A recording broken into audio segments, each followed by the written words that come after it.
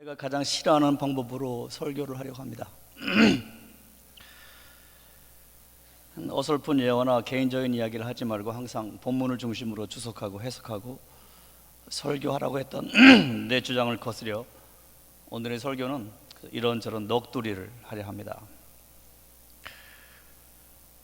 기독교 신앙은 공동체의 추억과 기억 속에 쌓여져 있습니다. 유대민족 아브라함 시작하여서 족장들의 이름이 있지만 그들의 공동체의 기억, 추억, 그리고 사사시대 왕국을 거쳐 그러한 추억과 기억들을 공동체로 고백하는 그런 것들이 실은 히브리 성서의 신앙 고백입니다. 그 공동체의 기억과 추억은 이어져 내려와서 신약 성서에도 예수께서 마지막 날 유언절 만찬을 하시고 떡과 피를 나누시면서 이것을 함으로써 항상 나를 기억하라고, 그 추억의 전승 공동체의 기억을 우리가 계속 이어받아서 아직까지도 우리가 실은 공동체로서 고백하고 우리 공동체의 추억을, 하나님과의 추억을 되살리는 게 우리의 삶입니다. 이런 시점에서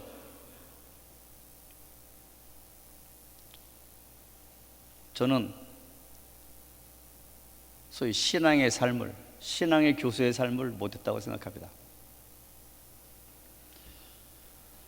여러분과 내가 얼마나 많은 공동의 기억과 추억을 쌓았는지 모르겠습니다.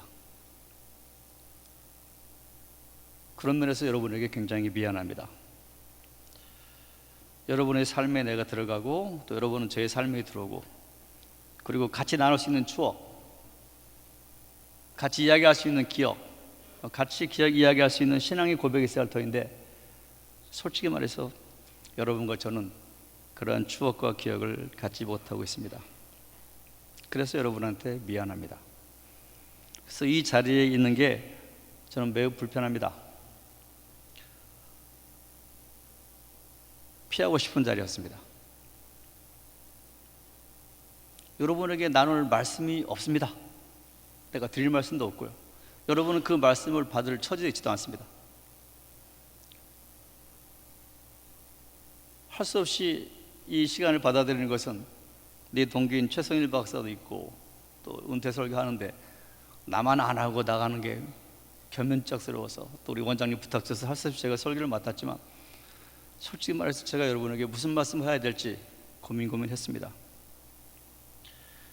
더 놀라운 사실은 할 말이 없다는 사람이 제가 학부에서 설교를 40분 넘게 했다는 거죠. 오늘도 제 끝이 어딜지는 모르겠습니다. 이런저런 이야기를 하겠습니다. 또 하나는 우리 이양민 교수님께서 자기가 송순열 교수님의 설교를 한 번도 못 들어봐서 오늘 기대가 크다고 이야기를 합니다. 오직이 내가 설교를 안 했으면 내 설교를 못 들어봤겠습니까? 그렇습니다. 저는 이 채플이 세워지고 나서 우리 김주환 원장 싫어하지만 그 이야기하면 내가 가지고 있던 한신에 대한 추억, 기억, 신앙의 고백, 옛날 캠퍼스, 옛날 건물, 옛날 채플실, 그게 무너지면서 전부 없어져 버렸습니다. 저는 이 채플실에 와 있으면 기쁨과 은혜보다 악령과의 싸움을 해야 됩니다. 여기에는 하나님이 없어 보입니다. 여기에는 한신의 추억과 기억과 공동의 고백이 없어 보입니다. 그래서 저는 가능하면 설교를 하지 않았죠. 여러분 가운데 제 설교를 들어본 사람이 얼마나 있는지 모르겠습니다. 아니, 이양명 선생님도 내 설교를 한 번도 못 들어봤다고 합니다. 그런데 오늘 설교는 제 설교의 전형은 아니라는 거죠. 이렇게 만나게 됩니다.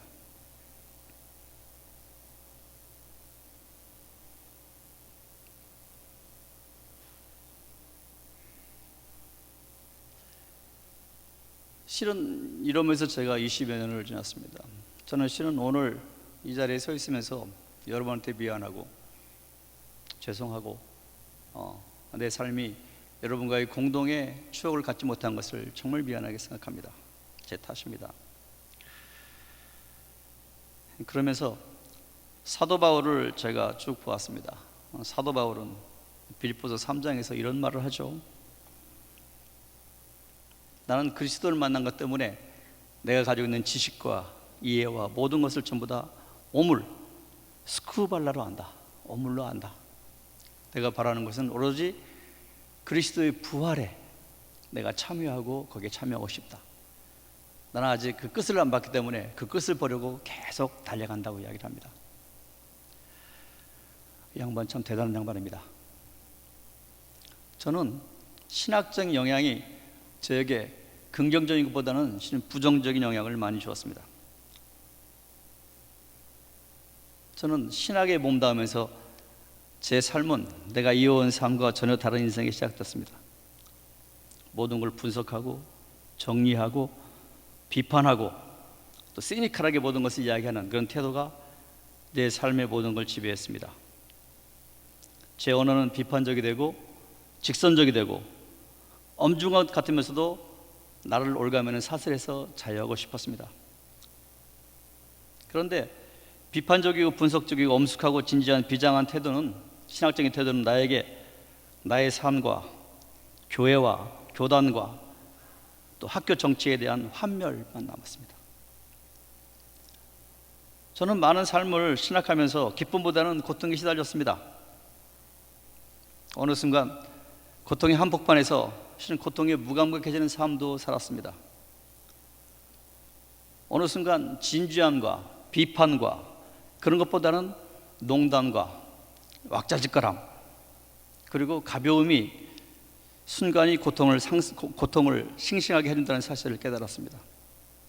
그 가벼운 환희와 농담이 이 세계의 본질에 닿아 있는 것이 아니라는 것을 알면서도 내 삶은 항상 비장함과 엄숙함과 또 한편으로는 가벼움이 혼돈되어 있는, 나조차도 예측하기 어려운 혼돈 속에서 많이 살아왔습니다.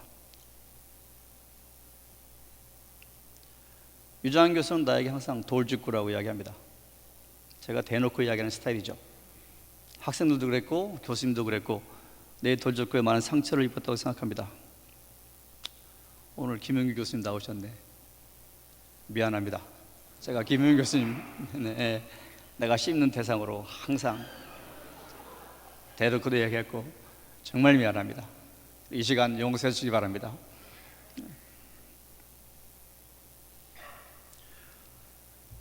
이 시간 내 비판과 내 돌직구에 대해서 가슴 아팠던 여러분도 있죠. 교수라는 것 때문에 대들지 못했던 여러분, 그리고 우리 동료 교수님들에게 정말 용서를 구합니다. 실은 이 비판의 대상 중 가장 큰 것은 실은 학교 문제였습니다. 실은 학교 초창기에는 저도 이런저런 행동, 심지어는 제가 이 주위에 살면서 새벽에 2시에도 오고 기숙사를 둘러보고 실은 그런 열정을 가지고 있었습니다. 그런데 어느 순간 그러한 노력과 학교에 보는 것은 실은 정치적이지 않으면 해결될 수 없다는 그런 결론을 내리고 내 스스로가 내 나이브한 생각과 가치를 무기로 삼아 대면하지 않고 피하는 방법을, 그리고 비판하는 방법을 택했습니다. 이러한 나의 언행과 행동들이 실은 집단적 의지를 무기력하게 만들고 실은 우리 공동체를 파괴하는 것인지 알면서도, 그러나 나 자신의 자유와 나 자신의 해방이라는 것 때문에 허망한 구호, 매일 제가 말하는 총장을 포기하자 신학 교수들, 그 구호만을 외치면서 살았습니다. 실은 정치화와 조직화를 거부하고 순수한 열정을 갖고 사는 것이 나쁘지는 않지만 그러한 것들은 정치화나 조직화가 이루어지지 않으면 결코 아무런 것을 할 수 없다는 것을 알면서도 말입니다. 기독교 역사의 긴 흐름 속에서 욕망에 지은 이데올로기와 에덴이 세워지고 허물어지는 광경이 반복되었고, 그걸 보면서도 그 물속에 몸을 담그지 않으려는 행동들이 꼭 깨끗한 사람은 아닙니다. 그런데 그런 것들이 내 걸 삼고 항상 터무니없는 이야기, 신학교에서 총장 포기 선언만을 주장했습니다. 총장을 나가겠던 많은 그 교수님들, 내가 이 시간 정말 미안하고 죄송합니다. 그분들의 안속에 있는 노력, 정치와 조직을 통한 하나의 학교를 개혁하려는 그런 노력들을 내가 무시하고 항상 대놓고 총장 포기만을 외쳤으니 그들이 나를 볼 때마다 얼마나 괴로웠겠습니까? 이 시간 전부 용서해 주고 마음 푸시기 바랍니다. 그리고 총장 하시고 싶으시면 하시기 바랍니다. 그럼에도 불구하고 저를 이 시간까지 저를 지탱하고 저를 싱싱하게 살아오게 했던 것은 실은 여러분과의 만남이었습니다. 학문의 장이었습니다. 아니, 교실의 세팅이었습니다. 저는 스스로 저는 선생이라고 불린다 할지 스승이라고 불리는 말을 싫어합니다. 저의 교육 철학은 Learners learn by themselves. 배우는 자가 배운다는 겁니다. 내가 아무리 가르치고 인도하고 잘해도 배우는 자가 노력하지 않으면 결코 아무것도 이룰 수 없다는 것이죠.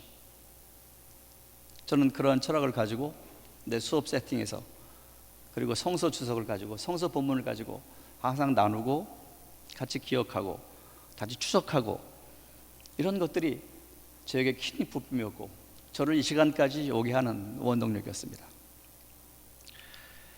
그러나 그러한 기쁨도 마지막 페이퍼를 받는 순간 사라져버리고 맙니다.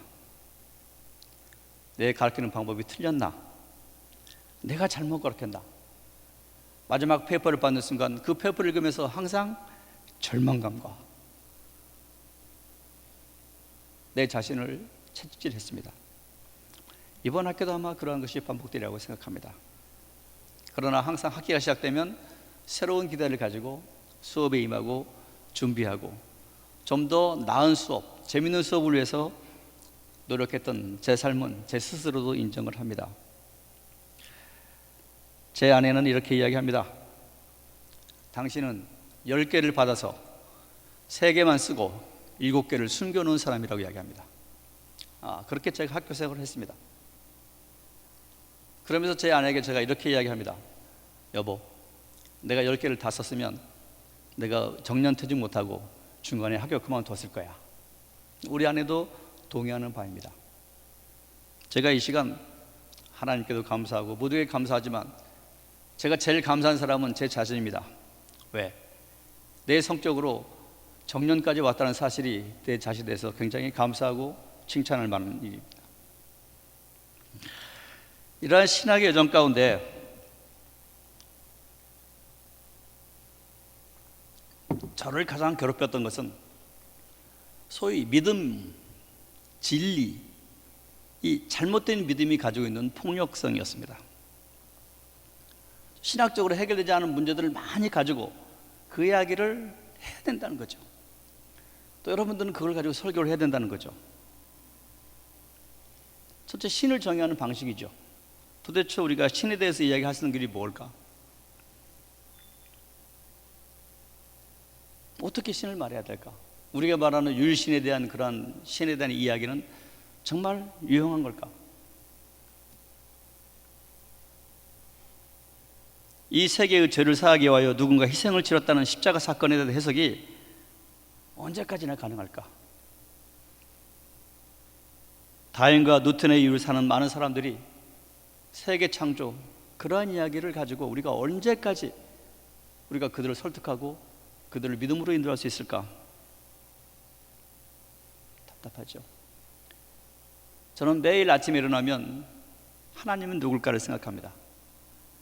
아직까지 답을 얻지 못하고 그 하나님을 정말 설득력 있게 설득할 수 있는 그런 아무런 방법을 아직도 가지지 못하고 있습니다. 여러분은 찾으시기를 바랍니다. 그 중에 가장 클라이맥스는 부활입니다. 부활을 설명할 수 없으니 대부분 우리는 부활의 의미를 설명합니다. 부활의 실존적인 의미, 그걸로 부활을 설명하려고 합니다. 그런데 그것이 곧 옳은 방법은 아니죠. 루드만이라는 신학자는 부활을 뭐로 해석하는 거 아니 죽음의 또 다른 설명이라고 이야기합니다. 죽음인데 죽음을 설명하기 위한 또 다른 방법. 많이 동의할 수 있지만 그것이 꼭 올바른 해석은 아니죠. 죽음 이후의 삶에 대해서 그런 소망이 신앙인들의 행동을 통제하게 해서는 안 됩니다. 이런 상벌체계와 죽음 이후의 삶에 대한 이야기는 실은 분리되어야 합니다. 교회는 죄책감을 동기 삼아 죄책감에 기대어 사람들의 행동을 조절하려고 해서는 안 되죠.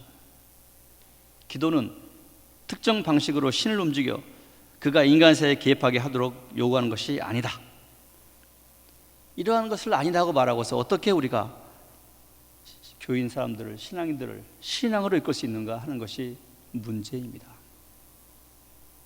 저도 해결하지 못했고 여러분도 앞으로 계속 그 문제의 답을 찾아야 될 이야기입니다.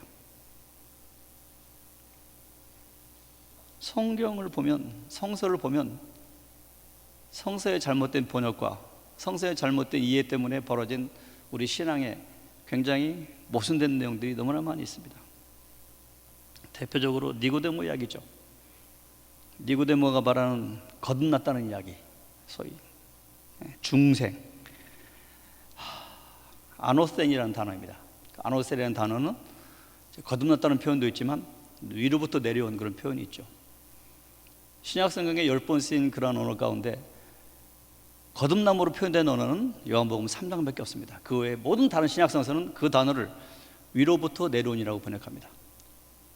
요한복음 3장도 거듭남이 아니고 위로부터 내려온이라고 번역하면 니고데모와 예수의 놀라운 레토릭을 여러분이 발견할 수가 있습니다.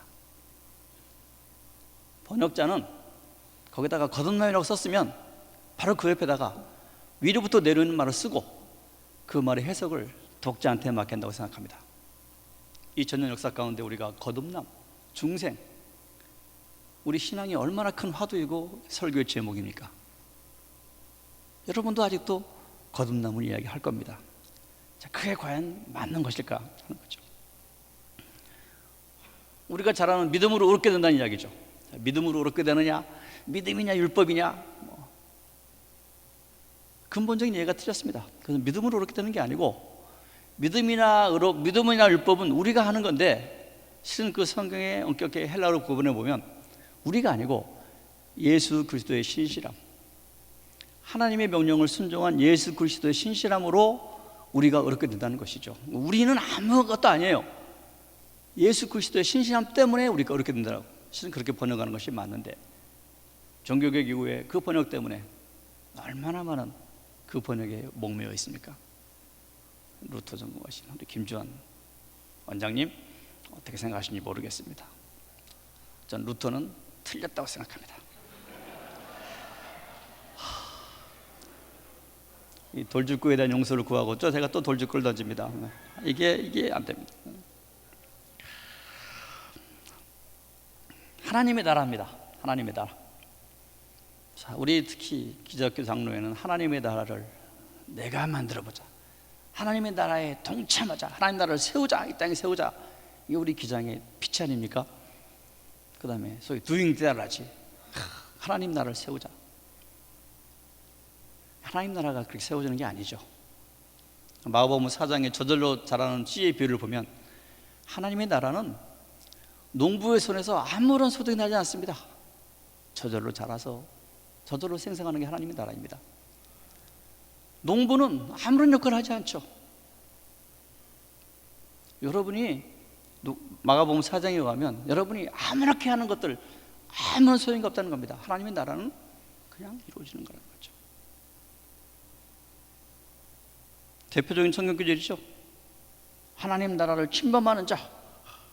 그래서 우리도 하나님 나라를 침범하자라고 이야기하죠. 거기 침범하자는 이야기, 그 단어, 비아조라는 단어가 수동태입니다. 그러니까 그 성경을 자세히 읽어보면 마태복음 10장 읽어보면 하나님 나라가 나쁜 사람들한테 침범당하는 거예요. 그래서 그거 막아야 돼요. 나쁜 나라가, 나쁜 사람들이 하나님을 침범하는 것을. 근데 그걸 우리는 하나님 나라는 침노하는 자, 침략하는 자가, 그래서 하나님 나라를 침략하자, 침노하자라고 하죠. 헬라어는 수동태예요. 하나님 나라가 침노당하고 있어요. 문맥을 보면 하나님 나라가 나쁜 사람들에 의해서 침범당하고 있어요. 그걸 지키는 게 우리의 일이죠 라고 말하고 있는 거죠. 이러한 많은 신학적인 오류들이 제 삶을 굉장히 힘들게 했습니다. 여전히 힘들게 하고요. 어떻게 적절한 성서의 번역을 할까? 결정적으로 하나만 더 하죠. 로마서 10장 1절, 여러분 좋아하시는 이야기. 너의 몸을 산채사로 드려라. 이는 너희가 드릴 영적 예배니라. 거기 로직 코스라는 말이 있는데요. 영적 예배니라. 그거 여러분 좋아하잖아요.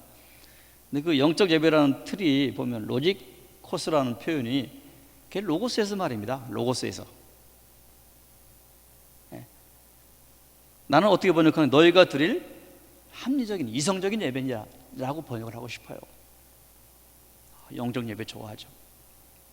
요한복음 4장에서는 이제 영으로 퓨니마라는 말을 쓰기도 하죠. 이러한 많은 신학적인 고민 속에서 도대체 신학한다는 게 무엇일까?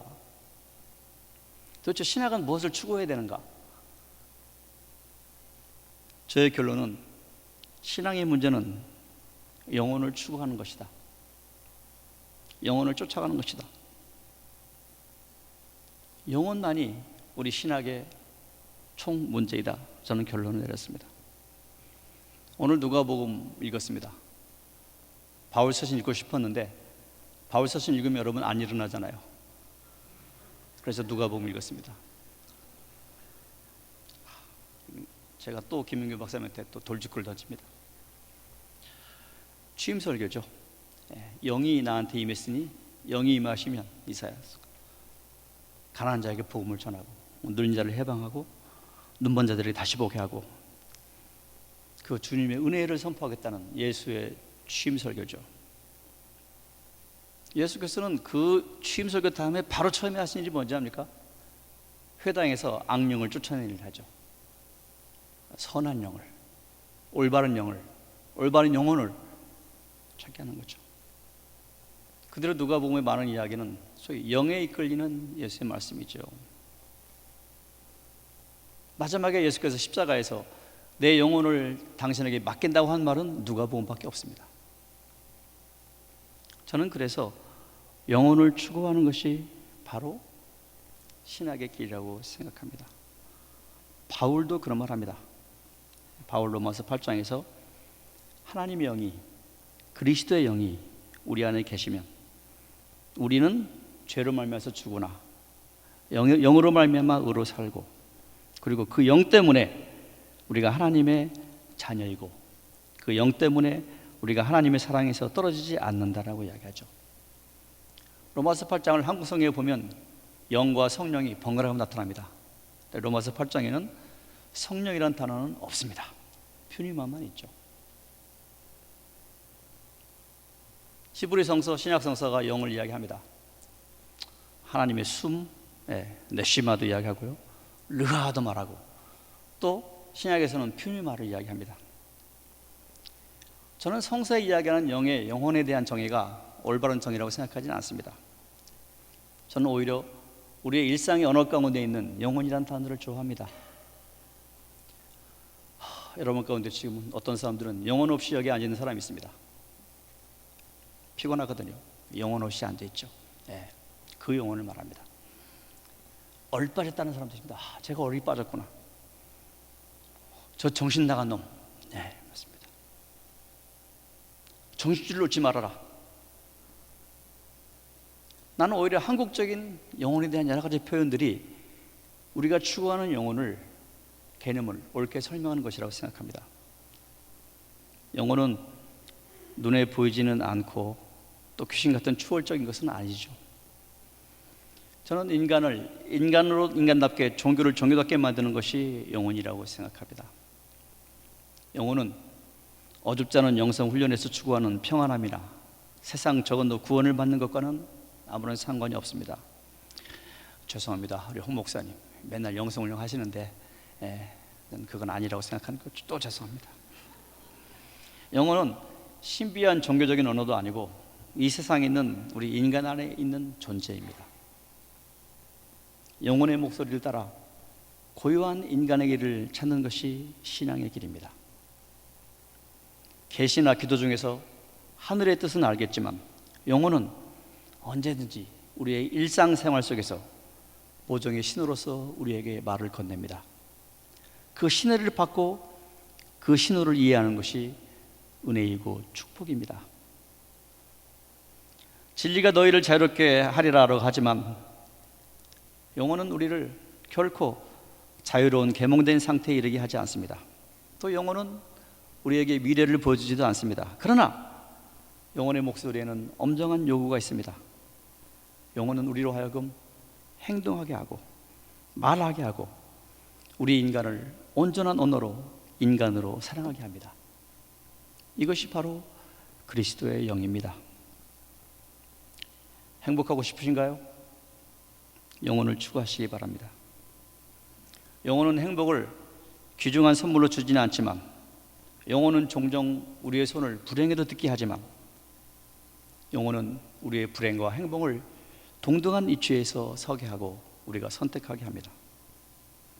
영혼은 의미와 무의미를 연결하여 새로운 인간을 탄생시키고, 영혼에게는 삶의 의미와 무의미의 건너편에 있는 가치와 삶이 있음을 우리에게 보여줍니다.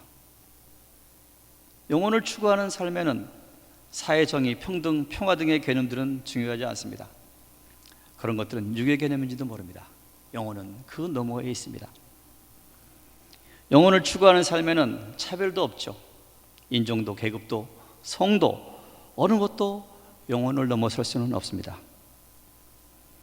여러분이 교회를 부흥하고 싶으세요? 성장시키고 싶으세요? 여러분, 영혼을 추구하십시오. 그 영혼은 개혁하려는 추진력과 보존하려는 엔진이 같이 작동해야 되는데, 우리의 둘 사이에서 균형을 이루게 하는 것이 바로 영혼입니다. 세상과 성스러움 가운데 있는 날카로운 칼날질을 걸어가다가 여러분은 어떨 때는 균형을 잃어 날카로운 칼에 찔려 고통스러운 길을 가는 것이 신학의 길인데, 찔리기도 하는데, 그럴 때마다 영혼은 여러분을 다시 일으켜 그 길을 걷게 할 것입니다. 영혼이란 개념 아래 우리는 서로에게 영원한 타자입니다. 그리고 영혼의 부름에 우리는 각자가 다른 방식으로 응답합니다. 그러기에 영혼의 길을 찾아가는 각자의 발걸음은 같은 길이 아닙니다. 길들은 서로 연결된 듯 보이나 길 안에 보이지 않는 길이 있고, 저 지평선을 향해 굽이굽이 나아갑니다. 길들은 갈등과 모순 속에 있기도 하고 평온과 화합이 거미줄처럼 얽혀 있습니다.